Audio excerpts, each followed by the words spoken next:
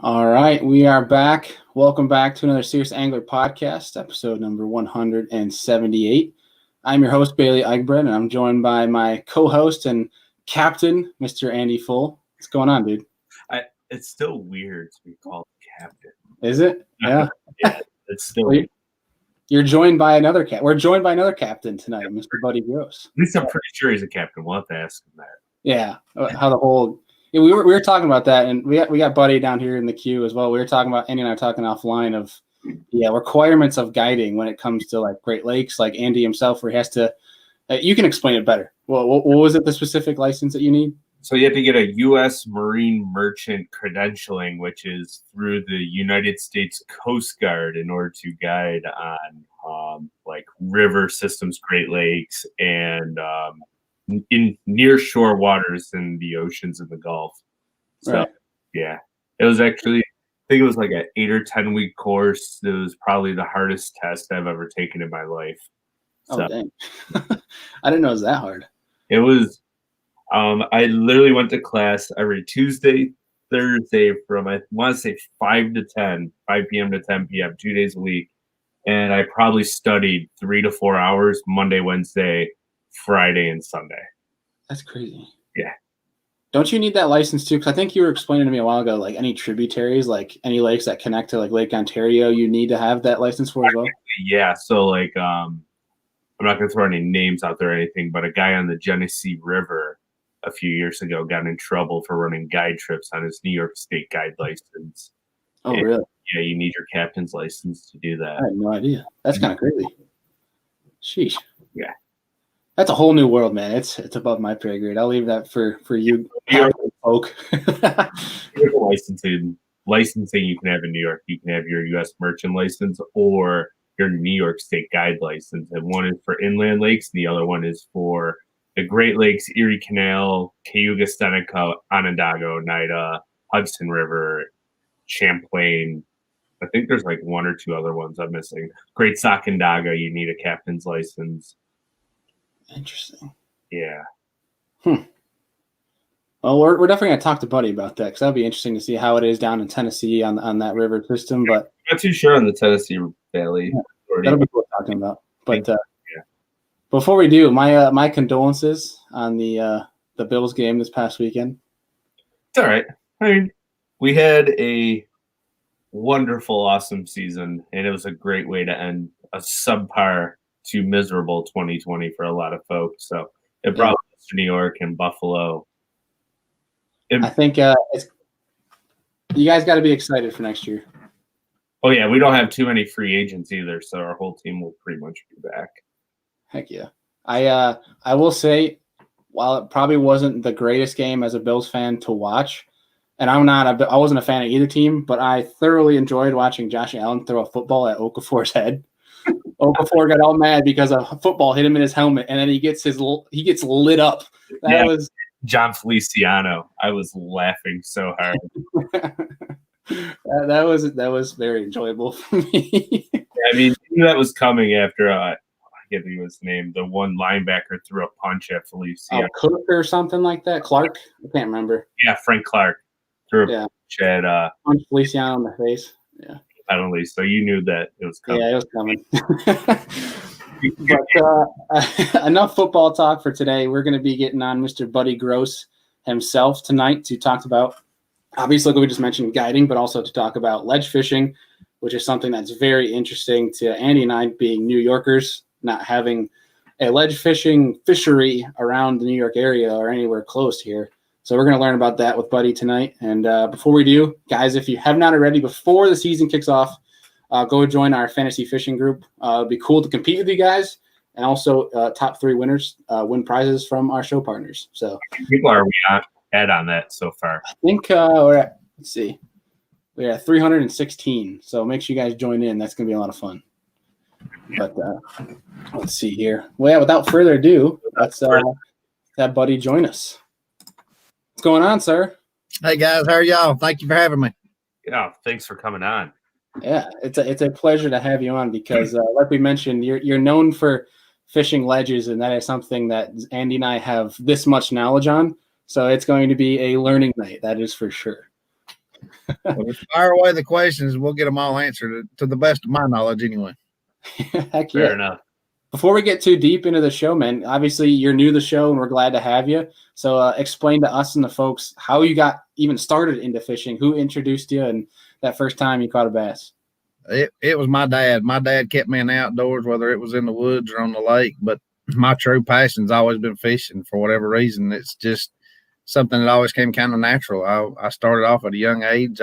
I had equipment not par for the size fish I started catching. I caught my first 4-pound bass off the bank on Chickamauga Lake, and my rod wouldn't reel it in, so I hand reeled it in, got it in, and held it up, and they were down the bank. And pretty much since then I've been hooked. But I done a lot of pond fishing. I didn't have my own boat till I was up probably in my mid-30s before I bought my first boat that was mine. But my dad always had boats, and I could borrow it on a very slim occasion. But we team fished together. But once I got my own boat, I just kind of grew wings and fished local and grew into fish BFLs. And for a long time, I qualified to do some stuff. I just wasn't really ready to go do it. So just had an opportunity to fish the coasters and qualified for the FLW tour, and the rest is history. And glad to be a part of Bass now. Bass is such a great organization, and I've watched it my whole life, and now I'm fishing it, and now I've qualified for the Classic. So it don't get better than that. It's awesome. Oh yeah. What was it your dad that got you into tournaments, or is that something, competitively that you started yourself? I can tell you this. We didn't ever have really great boats. I remember my dad, the first tournament I ever fished was probably a June Jam tournament. Y'all guys may not know, June Jam was back in the day. Alabama band had a giant concert, but that concert grew into a festival.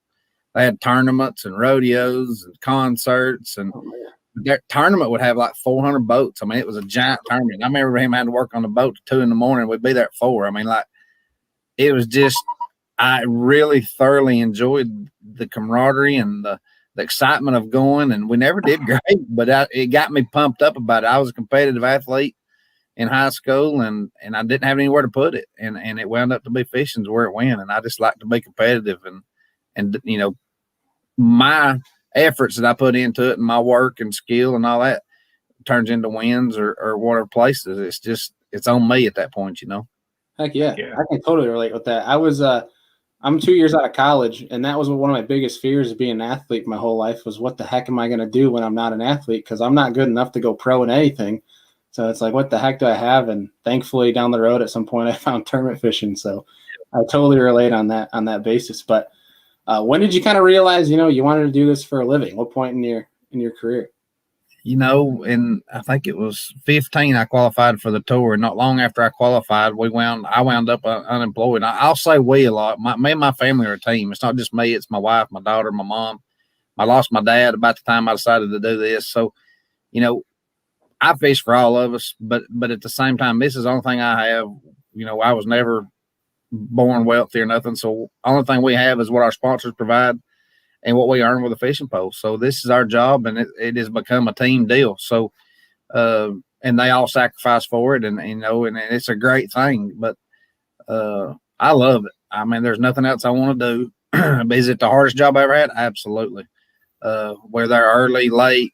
We're full-time truck drivers, part-time fishermen. I mean, you got so much to do that it's behind the scenes that nobody sees, and the hours we drive. I mean, to come up there like where you guys live, I mean, that's 15 to 18 hours from us. So, love up north fishing, though. You guys don't know. I mean, the fish bite up there, and they act like a little bit. I think they're a little bit easier to trick up there, just to be real honest with you. Oh yeah, yeah. I think everybody can agree on that one. but I did. I wound up unemployed, and we just come home one night and asked my wife, "So what are we gonna do now?" She said, "Well, you just qualified to fish the tour. Why don't you give it a shot?" I said, "That's great. We got to have entry fee money." So then we start trying to find sponsors, and I had one guy, and he's a friend of mine today, and he gave me my first $5,000 to try it, and he said, "I'm gonna get you one tournament regardless what happens." So it kind of started off very small, and my first year, I'll never will forget it. I think we went to Beaver Lake. I hadn't cashed a check, and I think that was our 5th event, maybe. I might miss the event numbers by a little bit, but went to Beaver Lake, and I missed a cut. I was the first one out of the cut, and I was only out by an ounce, but I got me a $10,000 check, and I needed that $10,000 to come home and pay some bills. And I told my wife, I was like, man, we're close to being out. I said, we got one more tournament in us, so we got enough money. And she said, well, just go give it what you got till it's out. Go to Pickwick and we win. And it changed everything. It gave us enough money to pay back everything I'd borrowed and put out of place just to make it. But it still gave me enough confidence to know I wasn't there by chance. And we built off of it. Heck yeah, man. That's awesome. Tom Mix in the comments said, looks like Buddy's sitting in his cave, and we were talking about it offline. I was saying how my OCD is majorly satisfied by his organization. That's just crazy. But yeah, his cave it's definitely loaded. That is for dang sure. He's giving us the lowdown offline here. Yeah, y'all gonna get to see a lot more of the cave. Bass just did a man cave thing on it last week actually, so it's coming soon. I can't wait to see it too. But we worked really hard on this place trying to make it. And another thing, my wife was fortunate. I built a metal building and made it a boat garage on one side and a house on the other side. So it turned out really neat. Heck yeah. We'll have to look out for that, and then we'll share it to our social so people can go check out the old man cave. Yes, sir. Please do. Because it turned out, it's still work in progress. We do something pretty much every week, I think, but it's turned out nice. Right. Yeah. So before we get into kind of like our questions for you pertaining to ledge fishing, real quick, as Andy and I were talking about guiding before we brought you on here, because we do have a question here from Tommy who would like to link up, ask if you're still guiding because he wants to link up with you. But Andy definitely has some questions too when it comes to guiding down on that Tennessee River system.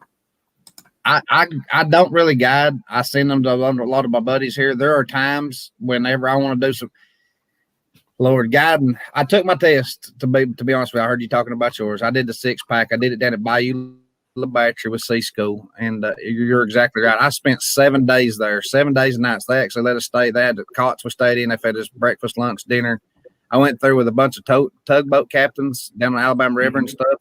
But I took mine and down there, and it's very hard. But my deal is, I'm not the guy that you go with and you're going to catch a bunch of fish every time. And I did not like the feeling when I could tell a customer wasn't happy. So I'm not a guide. What I do like to do is try to teach and share what I have learned in my experiences. And the people that want to learn that, I don't mind taking out occasionally, but I only do less than 10 a year probably.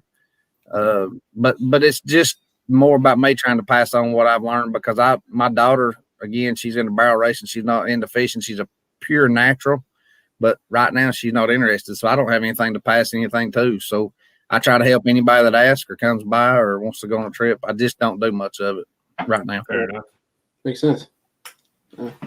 So getting into ledge fishing then, buddy, my first question for you is obviously how easy is ledge fishing to adapt to? What's the learning curve like? Because like I said, Andy and I being New Yorkers, the closest thing we get to ledge fishing is maybe the St. Lawrence River. So like for something like us, like if we're going down to say, Chickamauga or Pickwick or something like that, what's that learning curve like? Is it something that's going to take a long time for us to adapt to, or is it something that can be relatively quick? I think it's fairly relatively easy in one way. I mean, you got to relate current to it, because Tennessee Valley, regulates our current with the dams that we have, and they do a great job at it.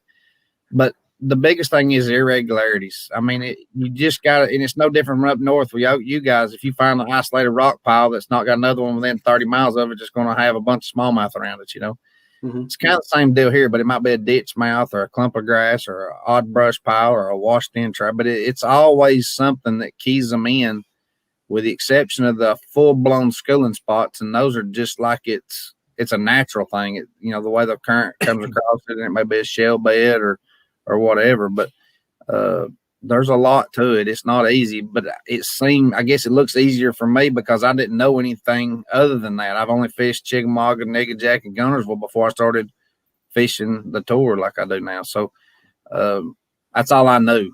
But going up north, it's hard for me, and y'all think it's easy. So it's kind of, there was 2 years there, I didn't even know what a smallmouth looked like up north. I could catch them on Tennessee River, but not up there. So there's some things to learn, but it's not that bad. Right. Okay. Now you're talking about those different little subtleties, right, that fish will relate to, kind of like up here where you find a boulder, smallmouth that can be on it. That's something kind of like what you look for. So when you're going out graphing for these fish, because obviously it's huge on your electronics when it comes to ledge fishing, are you looking first and foremost for just fish, or are you kind of looking for more of these subtleties first and foremost? Full blown post spawn, I'm looking for fish. The subtleties, mapping has got so good. We got CMAP, you got Lake Master, Navionics was one of the first on scene, but they didn't do the details. But I think they're coming back around. So mapping has changed it tremendously. Superior electronics, all brands have superior side imaging, down imaging, capabilities now. So, guys, I think offshore fishing has actually got harder than what it used to be. The electronics are making it easier to find stuff, but there's so many people out there doing it now that they're pressured. These schools down here used to be hundreds of them, and now there might be 10 of them. And you have to really, really, really make a good run on a tournament day. And then you start trying to put 4 days of that together. It makes it tough. Offshore fishing is dynamite when they first come off, early in the year. But once they start getting pounded on, those schools get busted up. It's hard now. And I don't fish at home as much as I did because it ain't easy. I mean, you have to go work your butt off to catch those fish now. Right. Yeah, I feel like because, 7-8 years ago when – before the big electronics leap that everyone seems to be getting into, I feel like you find a fish on a ledge and you can almost, from what I've read or seen, right, that you can kind of just lay into them for as long as you want.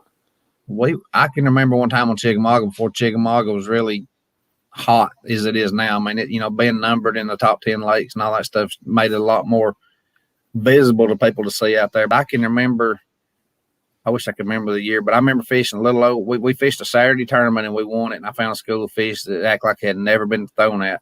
We went back for like 3 tournaments straight, and we would catch 40 to 50 fish over 4 pounds in a 3-hour tournament. I'm talking about smoke them. You'd catch so many that you just think there can't be no way that there's going to be any more, and just keep catching and keep catching, keep catching. Right. Those schools are very rare and far between now. All right. Yeah, shadow swordfish. That's a confusing word to say. Mentioned in the comments saying that fish are getting very used to forward-facing sonar Mega 360, which, like you said, makes offshore fishing a lot tougher. He said he saw a video how the bank might become the new offshore because there's less pressure. And I've seen something like that too. And I think it was actually a John Cox article talking about how all these guys are offshore now, pushing these fish up shallow, or fish that are already up shallow don't get pressured as much. That's right. And I fished against John Cox on my home lake like 4 times, and I think he's got me 3 out of 4. And that don't feel good because used to it was not that way. Now, I told John I'm going to try my best to send everybody back to the bank for him, but he's probably taking always to be quiet. But I do. I feel like the bank bite is going to get better across the country, not just here. I think people are overlooking the bank, and I think I'm one of those guys who is overlooking the bank. Yeah, I hear that 100%. When it comes to, so say you mentioned how when you're in the post spawn, right, and you're graphing around, you're looking for just fish. Is there a certain way you're positioning your boat when you're graphing these ledges so that you can see these fish easier? Oh my, you're getting some good questions now. I'm gonna let the cat out of the bag just because. So here's the free gift for the night.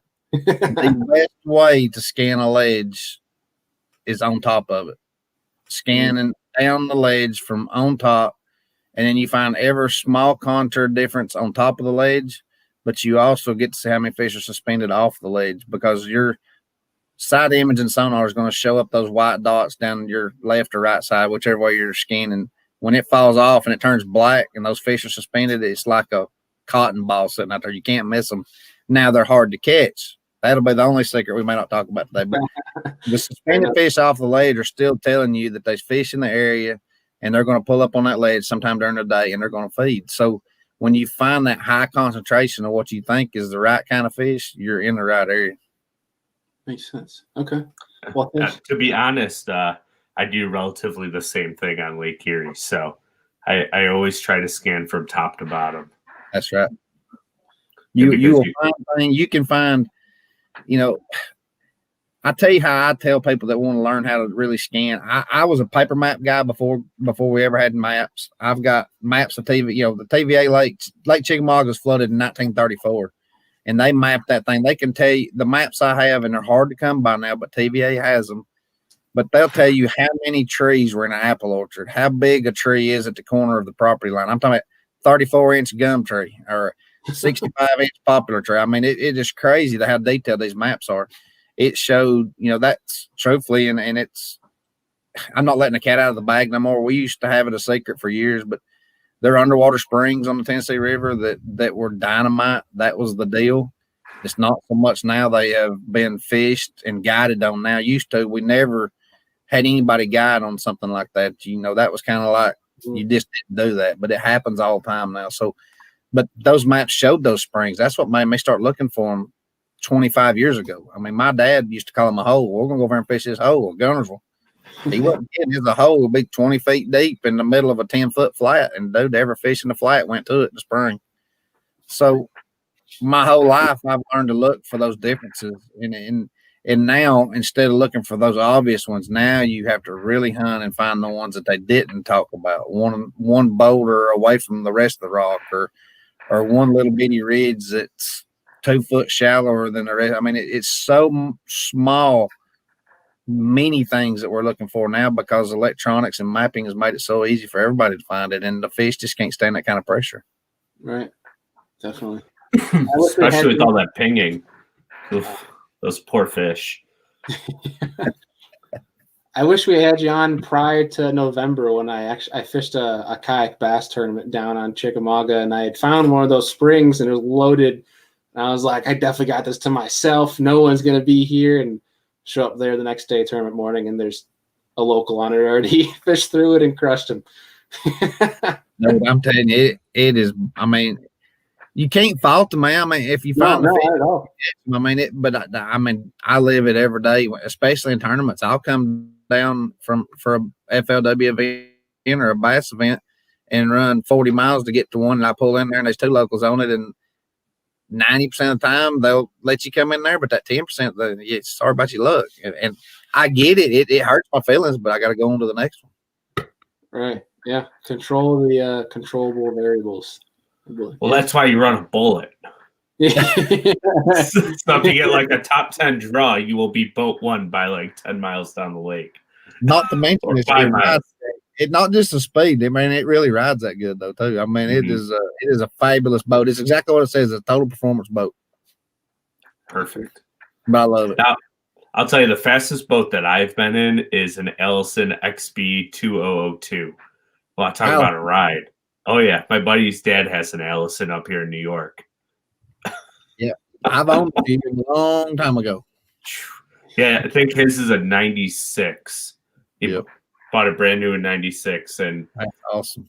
The first time it was my second time ever in a bass boat. I hopped in a Wednesday night tournament with him because his son fished with one of our other buddies, and he's tying up the rods on the front deck. It's a 3-hour tournament, and I'm like, "Are we gonna go?" And he goes, "We got time." I think we dang near passed every boat on the river, running 87 upstream. Yeah, those things are Allison boats and bullet boats are probably built within 20 miles of each other. Mm-hmm. So that tells you how competitive those 2 boats have been for years. Oh, for sure. Yeah. That's good. I don't think I've ever seen an Allison in person before. Yeah, they look like a potato chip. They're about that thick. And they sound like it when you're sitting in one, but it's because you're sitting down on the hull. It is a neat boat, but really and truly, I can't complain. My bullet boat has been so good to me, and for many years. I bought my first one in '98, and I've had them consistently ever since. Does anyone else on the Elite Series run a bullet? Or are you the only one? In the Elite Series, yes, I am the only one. I was gonna say I don't think I've seen ballistic, which I get confused sometimes. But yeah, the bullet I've seen. I think I've only seen you running that. Yep. Andy Morgan runs one in the MLF. Ramey Colson runs one in FLW or now the new MLF tour. And we got actually the MLF and FLW guys actually got a bunch of new guys, and I know some of them, but I can't spit their names out right now. But it's getting bigger. I think we've probably got 8 maybe now on the pro staff. Somewhere nice. Heck yeah. Sweet. Now, have I been hearing some thunder rumbling there behind you, buddy? I feel like I heard thunder 1 or 2 times. Uh-oh. He's frozen. So might be the tornado warnings he was talking about. For those who are watching, there is a massive storm going towards Buddy's house as we speak. So it might have. Let's see here. Maybe we can add him out. He might have lost his connection. Oh man! Right when we were about to get to some juicy questions too, he did it on purpose because we asked one good one. So he's like, I can't talk about. He's like, I'm out of here. Can't talk about this. But that's such an interesting concept too. And I was talking about, shoot him a message if you can. But we were talking offline of how you graph on with these fish, like how we talk about graphing when you're on the ledge, because if you're off the ledge graphing towards it, those fish, it can be hard to pick those fish out with that return. We thought welcome back. Good, man. Hey, you lucky I got back on here. My technical support girl is out there taking care of the horse, and it is starting to storm pretty bad here. So I knew I heard thunder. On one of them, I heard the thunder, and I was like, "Ooh, that sounded like the house just rattled." It did. It's getting pretty close now. But what was your question? Because I missed it completely. You locked up on me. Oh, you're good. We figured you had left because we were asking too good of questions, or because that storm had hit. But to kind of piggyback off of how you position your boat, we're in graphing. How do you position your boat when you find fish? How are you positioning your boat to actually try to reach and fish for these fish? 99% of the time, I sit on the deep side and throw shallow. Now, after I've caught them all that are going to bite, I'll get back on top and try to bring them back to the ledge. And I start deep throwing shallow, but I do move around. I try to position my boat in every position possible in order to try to catch those fish. Even if I bust them up, I still try to go around and milk it for one or two more, let it regroup and come back. Right. Okay. Now, when you typically find fish on, post-spawn ledge fishing, where you found them? Is it kind of easy to then pattern them throughout the rest of the river system, or is it kind of different how they set up? It's kind of different. And I'm going to tell you what I have learned on the Tennessee River is there's places that they really like and there's places they really don't like. It can be the best looking place, the most bait there, but they just don't like it. And I can't tell you why. So history plays a lot on post-spawn fish on the Tennessee River because 9 times out of 10, you're going to catch them there every year. Now, they may be a different time of year or they may be moved up a little bit, but they're still what I call in that little core area. That's super. It's like that circle of where they would be located. Right. Can y'all hear that rain now? Yeah. Oh, yeah, I hear it. Yeah. Oh, man. We got to get lucky to get this through because we are in a pretty bad little deal right now. I got one more question. We'll hit you with the our last question, then we'll turn it over to the viewers for as long as we have you for. How's that sound? That's good. It quit raining so hard I couldn't even hear you, but now we're good. Oh, okay. Perfect. Hopefully it wasn't hail. Right. It might have been. It was loud that time. So one of my last questions pertaining to ledge fishing, and then if Andy has anything to chime in too, if you want to talk about this, if it's something that you don't want to speak about, that's fine. But if you have like a process of how you feed through these fish, like whether it starts with cranking or then you move to dragging or suspended, like do you have a process of where you start within the water column? I try to start on the bottom because those fish are the most aggressive. But there's a lot of times now that I catch fish suspended.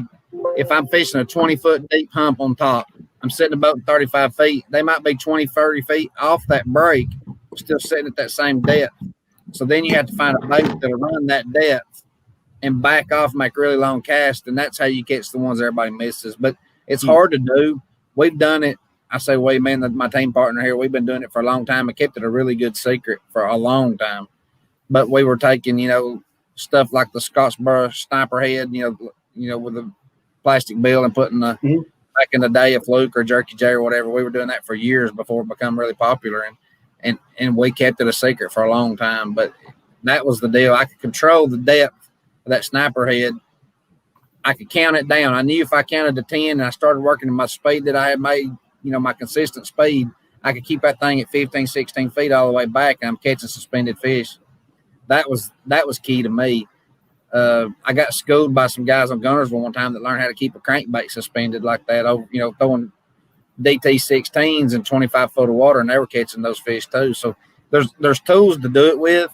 You just got to do it and experiment with it. But once you figure out to catch suspended fish, it is unbelievable how many more fish you can catch. Right. Don't get stuck on throwing one certain thing a certain way. No, I mean that was the big deal. And be an innovator. I mean, try to do something everybody else ain't doing, because that's what we did. We had to stay in front of all these guys. Fishermen are so good and they're so great at adapting and catching up to what you're doing. I mean, spots are easy to be stolen now. I mean, one beep of a button and you're caught. So you got to stay ahead of the game, and when it's bait wise and technique wise. And I had Taco, the guy that fished on the lakes, he stayed with me, and some of the baits I got to see from Japan. Man, I'm a bait junkie. I got to see some really cool stuff, and I think, those lakes are so pressured. I think we're headed there in the future. That's so interesting. Andy, you got anything for Buddy before we turn it over to the folks? Man, when you talk about those Japanese rigging styles and baits and stuff, did he show you the free rig? Like that unique look? The free rig that's like a Carolina rig, but like a drop shot all in one? Yes. I think it's interesting. There's a lot of interesting stuff. He's even designed his own little Carolina rig thing, and it's got the weight, and it's got a tube sticking out of it, so your line will never really get hung. It keeps the bait above. I mean, those guys have got some cool stuff. I just like looking at it. I'd give anything if somebody just guide me around. I'd go over to one of their ICAST shows in Japan. That's what I'm after. Heck yeah! Oh, that would be so cool. It would be very cool. You might need a translator. I would definitely need a translator. We didn't even have to talk back and forth like one sentence for 10 minutes before we understand what each other said. That's fine. It's worth it. Phone out, have Google Translate ready. So yeah. So Andy, you got anything else before we turn it over? So I know we were talking about your first win on Pickwick.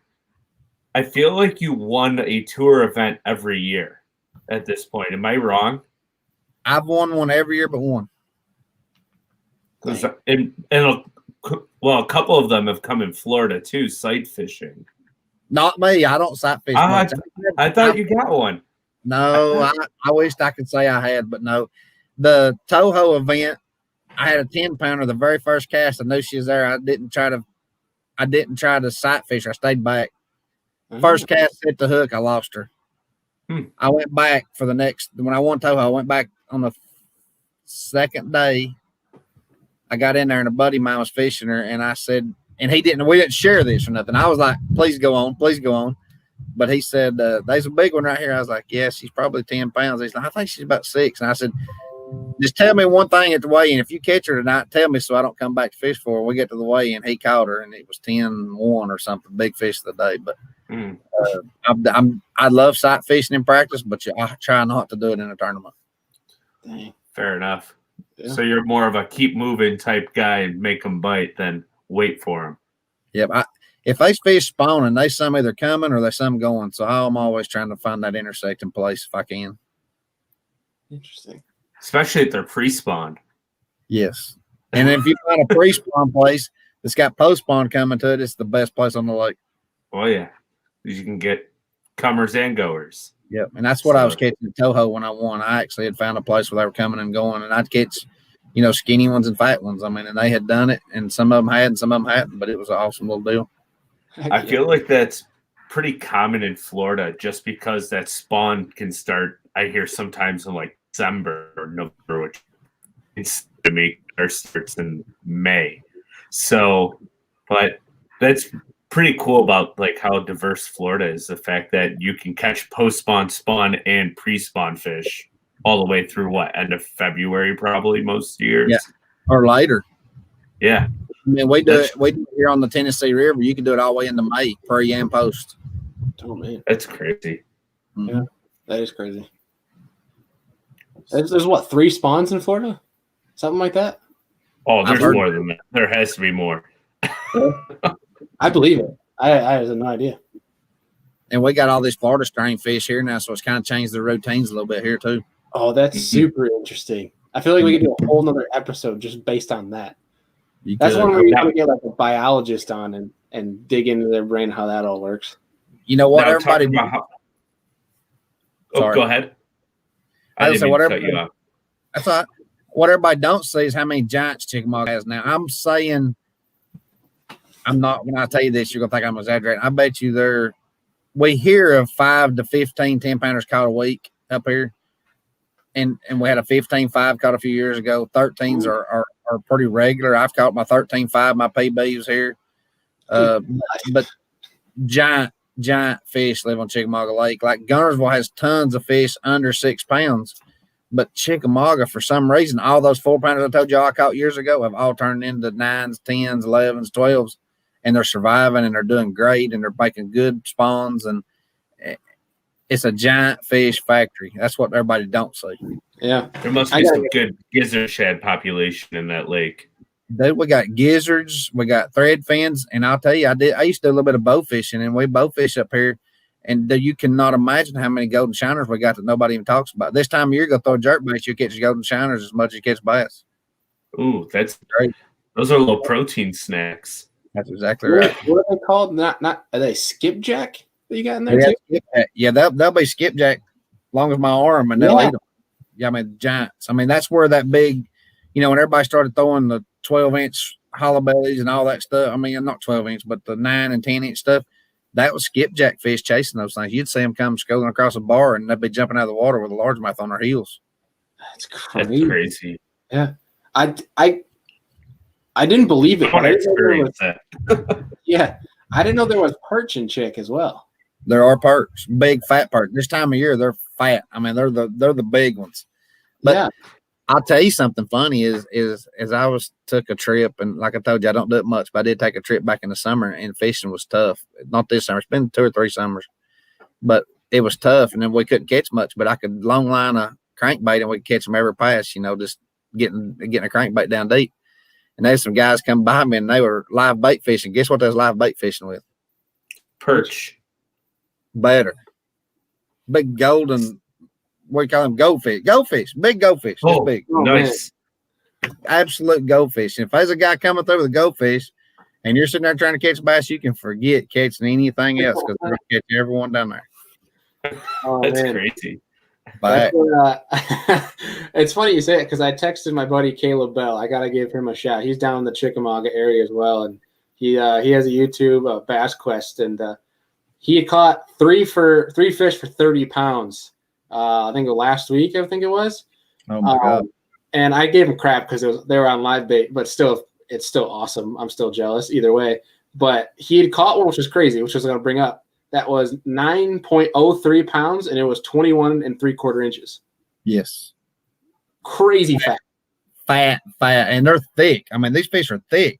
Yeah. Their eyeball Shoulders. is this big around. I mean, they're like out here, though. I mean, they're just giant fish. I mean, it's awesome. If I was going to guide on Chickamauga Lake, I hope, how many people's watching this? I don't know if I want to tell this or not. 54 right now. But if I was guiding, I'm being serious, I'd be a live bait guy because it's catching. People want to go catching, and it ain't easy to catch them on this lake. These fish are high pressured, they're smart, and you have to really be on your A game to catch them. But I tell you one thing, I have some guys that I grew up with are striped nuts. I mean, striped bass nuts, the great big stripers. And in August, I can go catch them, and we'll take live bait and catch them. And that's all they want to do. They don't care 2 cents about a bass. One day we couldn't catch them. We had a bunch of minnows left. I said, let's try something. I mean, ever drop 4, 5, 6, 7 pounder. Absolutely crazy. Still got to find fish. It don't happen everywhere. You still got to locate them. But fish are pretty elusive here, but they are a lot of fish and a lot of big ones here. Heck yeah. Yeah. Chick has been on, it was in the top of my bucket list when I went down, and I think it still remains to go back. And I caught a 5. I caught a 5 down there, and that was the biggest one I ran into, but it's still, it's on the top of the revenge list now. I think that's what it is. You should come. It's a great lake, and they're letting the grass grow a little bit. But problem with our lake is everybody thinks they kill a lot of grass, but our lake fluctuates 5 to 6 feet every year. So all that grass really is dormant in that 5 to 6 range. When everybody comes down to spring, water comes up. There's no grass up shallow, but it's out there in the 8-10 foot thin. But that 8-10 foot grass has been growing in the spring. They raise the water up, it quits getting sunlight, so it starts dying off, and the shallow grass starts growing. So you kind of have every now and then you'll have a little lull where everybody thinks, well, they've sprayed or killed the grass, but it's not necessarily that as much as the sunlight just affected it. Right. And then we have some eelgrass popping up. Eelgrass is in every lake below us, but here, but I have found a few clumps this past year. So there's some more things coming. If that eelgrass ever takes hold, it's when you get to gunners, well, there's so much of it, it's hard to fish now. But if you get some isolated clumps, man, I can't imagine what it'd be like on Chickamauga if they did that. Heck yeah. Oh, those Florida strain love that eelgrass too, I feel like. They do. It gives them a great current break. It'll grow, eelgrass likes current, so it'll grow out there where they need to be able to sit in position and ambush prey, and it puts them in a great location and gives them a great place to hide. That's awesome. Heck yeah. Now, do you see a lot of those Florida strain fish meeting with the northern strain? We're pretty sure. I'm hybrid. Yeah, I'm not a biologist, but at several tournaments we've had the biologists have come and have started clipping some fins to do some DNA testing, and I think that is happening. I can't tell you that 100%. I think they're called F1s or something. I think we had a podcast about it a long time ago. I think they're called like F1 hybrids or something crazy. It'd have to be the hybrid part because the F1 is actually what they stock, so it's mixing with the northern strain. So the F1s is the Florida bass, and then they're mixing with that northern strain, and it's making those short, fat fish you were talking about. And they're aggressive. They're very aggressive, but and they're probably super hardy, and they're going to live forever. And the biggest battle now that everybody's got on Tennessee River is the Asian carp deal. They're coming our way, and probably we got some more than likely. But we just all the fish in the community who cares about fishing has got to get together on this Asian carp deal because it is a definite strain on a fishery. Oh, absolutely. Yeah. Oh. Andy, if you don't have anything else for Buddy, we're gonna turn it over to the folks if you don't have anything. Let them have it. Cool. Well, first and foremost, we have a question from our buddy, Mr. Rich Lindgren over at Hellabass. And he asks you what do you think the winning weight will be on Pickwick with that date change? Man, I've never fished Pickwick that time of year. Pickwick has been good to me, but I was never a big Pickwick guy. I fished 2 tournaments on Pickwick, and I got a first and a second. But they've all been around the May, June area time. I think if somebody finds them, they're going to be big weights. So winning weight on Pickwick, in my opinion, is going to be 22 pounds a day. Probably a winning weight, and it could be bigger. Right. I think it was Ronnie Moore that put on Instagram where he had a question or a prediction, like something where people can comment their predictions for the season for Pickwick specifically. And a lot of people were saying that they're going to see some of the biggest bags of smallmouth ever seen on Bassmaster Elite Series. It could happen. There are some giant smallmouth live down there. They get fished for a lot too. But if some of these guys figures out that key, it will definitely play. But they'll get up in the tail races and catch those big ones. And I won't play that game because I know it's going to be crowded, but it will happen. Somebody will show out with some smallmouth for sure. That would be so cool to watch. 30-pound bag of smallmouth, something crazy. Something funny. A lot of people don't know. When I found those fish at Pickwick when I won my first FLW tour, when I found them in practice, they were all smallmouth, and there was nothing under 5 pounds. Most of them were 6.5 pounds. Geez. And I didn't know how many was there. So in practice, I caught 2 5.5, 6 pound smallmouth, and I just quit. So I went there the first day of the tournament. First fish I caught was like a 4-pound smallmouth. Second cast, there was a daggum 6-pound smallmouth got off. And then after that, it turned into all largemouth except for one more smallmouth in the second day. So that's how much they mix together. So you just don't ever know what you're going to catch down there. But they're all healthy fish down there. I love that place. Oh, heck yeah. I think I watched a video. I think it was Smallmouth Crush up in the tail race where in 3 casts, he caught largemouth, spot, smallmouth. Yeah. Crazy. That's so cool. It's cool. Yeah. Let's see. Mark. What's that? It'll be a great tournament. Oh, I'm excited to watch that one. Let's see. Mark Fields asks your thoughts on the Classic in June in Texas. So I'm assuming it means how it's going to be, or weights, or how it's going to be one sort of deal. Well, probably the date change. Mark's a good friend of mine. He's also an owner of a Nightingale Cabinets, and he actually helped sponsor me some. So he's a great dude. But awesome. Texas in June should set up better for me because I'm gonna get to fish offshore further.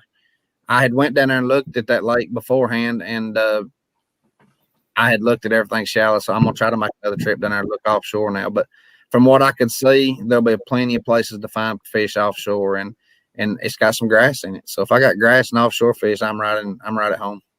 Heck yeah. Awesome. That would be cool to watch. See, Richie Geiger says, for an angler that's restarting after 20 years, what would be the most important thing to learn?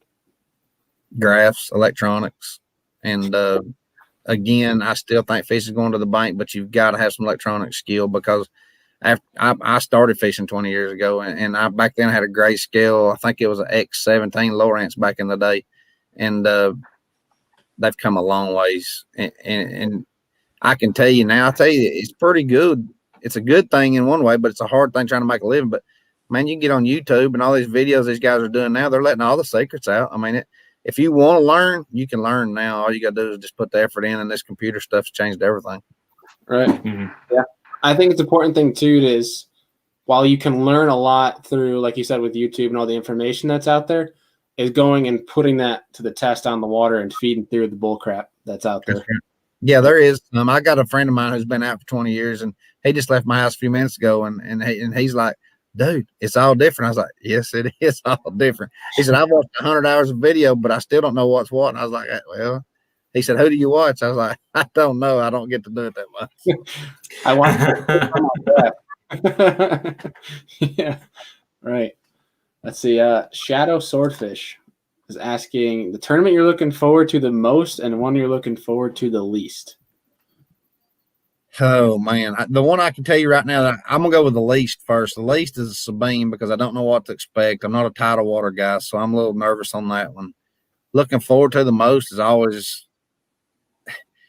get close to home is the hardest ones to do good. I kind of let history take over, but I'm still gonna tell you I'm looking forward to Gunners for the most, more than likely. Heck yeah. See, Hobart Rice asks a bucket list lake for you. A bucket list lake for me. Golly, it's gonna get me in trouble with some of my baskets. I'd like to go out west. I'd like to do a tournament out west at some point. Like a Clear or a Shasta, or I don't know nothing about none of them. I just know they grow big out there. I won't catch big ones. I like slugfest, 10-pounders, every other cat. I mean, I want to go to a slugfest, something that I haven't been used to seeing there. Or like what's the one at the Falcon, or what's the other one? I mean, something. Amistad. Yeah, I've seen it on TV, never been. So I want to do some bucket list to be something that I can catch them deep, shallow. I just like to fish something new. I like new stuff. Heck yeah. Was it Denny Brower that lives on Amistad that's been cranking away at Giants? Was it that who it was? Probably. I don't know. Amistad's like on the up and up. That's what I've heard. They're both coming back because they've had water in the Rio Grande. Yeah. That's good. Was it like 10 years ago? Falcon was like 25 foot down or something ridiculous. Like it was bone dry. That is crazy. There'll be somebody just absolutely kick my teeth in when I go them places, but at least I can say I've been there and done that. That's true. Fair point. Let's see. Jonathan Rayburn asked best tip for fishing the shallow bars where you can't graph to find fish. Interesting question. I'm moving. I try to do something that it actually move across it. If it's spring, post spawn type. Now I can tell you, I got real educated at Kentucky Lake a few years back with a topwater bait on those shallow bars. Oh my gosh, you've never had so much fun as when you start catching 4 and 5 pounders on a spoke in the fall and just see something in the water that looks dark and it's a stump or a log or a rock, whatever. It don't matter. It's gonna have a fish on it, maybe 10. But always a moving bait for me on those shallow bars until I get them dialed in. Then I can slow down and drag something. Fun. Yeah. Let's see. Randy Pippin asked you your biggest bass, which I think you told us was a 13.5. Yes, sir. Roughly 13.5. I actually thought I might have had the state record. I called for scales to come to the lake. That's crazy. That's nuts. I know it's state record. I think lake record. But anyway, it was a giant. I big-eyed that one. I was like, this is a 15-pounder. I promise you it's a 50, but it wasn't. Yeah. It's funny. Once they get above like that 8-pound class, they all almost look the same. Well, that's what I thought too. Till I seen a 13-pounder in my hand. It was giant. Yeah. I can imagine catching a 20-pound fish. Y'all would have to I don't know. I'd have to be on oxygen and maybe even a respirator. Unbelievable. Oh, man. Those fish, Brown bag just to start breathing. yeah, those fish down at Eufaula this year had me pretty tore up. I big-eyed one down there, and I'm not usually a big eyer. I don't get fired up, but when I realized what was happening in that tournament, I started having a crowd around me. I knew I was having an incredible day. I was like, man, I was pumped up. It took me a few minutes, like I thought it had like, because I thought my heart was going to jump out of my chest a time or two. Now, that's really when it's fun right there. Heck yeah. It's almost kind of like, so like MLF, right? They have like the score tracker where they can see how everybody's doing. But like, I feel like the fans on the water is like your guys' subtlety of a score tracker almost, where the more guys coming to watch, you're like, all right. You don't like it when they start leaving you because you know you're in trouble. Somebody's catching them better than you are. Yeah, when the drone shows up and Davey Height shows up and the camera girl gets in your boat, you're like, yeah, I think I know what's happening here. And then it's kind of hard to stay focused because, you know, at Chickamauga this year, or last year, I think it was. But anyway, me and Cox are running neck and neck. And I really, when I left my last spot, I thought I had it won. And when I left my last spot, I did. But he made a stop and throwed on 2 trees and beat my eyes shut with the last 2 casts he made. So you just don't never know. You just got to fish to the end, and the Lord takes care of the rest. Right. Heck yeah, dude. So we're gonna get one last question in before we're gonna ask you our final question, and we'll sign off tonight before that storm hits you and we lose you for good. Yes, sir. Let's see. Doug Hayes asked, did you get into any inshore or bass fishing while you were at sea school? Have you ever fished the Mobile Delta? I have never fished a Mobile, and I did not get any fishing done at sea school. I promise you, they started daylight till way after dark, and then you better study at night in your little. I have bunk beds. I actually just put my book above me on the springs of the mattress, and I'd turn the page every time, and then I'd fall asleep, and it'd fall on my head and wake me up. Seemed like every time, but man, that was a serious school. I mean, as you know, that captain school it is no joke, and I hear people get private, you know, more small class private teachings, and it might be a little easy, but dude, I promise you have to work hard to get those things. Yeah, I think my class had 30 people in it. Most of them were like auxiliary sail because we have a lot of sailboats by me. So a lot of them were auxiliary sail guys. But yeah, every Tuesday, Thursday, 5 to 10 p.m. and tons of studying. And it was just constant repeat. And I actually got my master's with auxiliary towing. So I put even more into it than just the OUPV 6-pack. They tried to get me to do my master's. I said, I'm out of here. I said, I'm done. I said, if I change my mind, I'll come see you. Yeah, so the whole reason why I got my master's is there's a few things around here that I could do if I ever decided to. Like we have paddle boat tours and stuff, and that's kind of fun. And I can do the towing now for like U.S. Boat Tow. If they like a 1 day a week guy, I probably would hop in and do that or something. It's still pretty cool. I'd like to have all that stuff. I mean, you can't have enough. I mean, we love the water like we do. Y'all guys love it. Y'all wouldn't be sitting here doing this. You know, in game, I'm a little bit old to be, you know, like this past year is my rookie season in the Bassmaster Elite. So, I mean, I'm the oldest rookie alive, I think. But, you know, my ideal goal would be to retire doing something on the water somewhere. I mean, and when I say retire, like not have to work as hard as I am now. It'd be nice to be, you know, somewhere in the coast area and be able to go freshwater or offshore. So I got some time already on the offshore. You know, I think we go 150 miles out or something. So I'm getting some of that stuff done. But it's I just like the water. I want to be on the water as much as possible. Like a Columbia, South Carolina, where you got redfish like an hour away, and Santee Cooper and Lake Murray right there. Santee Cooper is such a gem that nobody. I mean, it gets talked about some, but man, I tell you, I met some great people there, and they've shown me a lot of great things over there. I love it. Heck yeah. I think it's probably intimidating for a lot of people, right? Just because of the amount of timber. Yeah, just getting around is not easy. I mean, but once you figure out how to get around, then it's not that bad. I'd rather go there as go to Fort. First time on Fort, it looked like a forest. And then I went to Ray Roberts, and I thought I just hit the holy grail of forest. I mean, it is really rough. So, but I mean, it is a neat place. There's so many things to do there. It's crazy. And then Patrick's got it all by himself up there. This is true. Was it oh, trying to remember. It wasn't like, I think it was a good chunk of guys that were asking Patrick, like bringing out the map and asking him how to run around. Yeah. Yeah. that was key. I mean, you know, I had a local following me as a friend of mine, but he followed me every day. He's like, buddy, do you know what you just run over? I was like, well, I didn't hit it. So I had to keep going.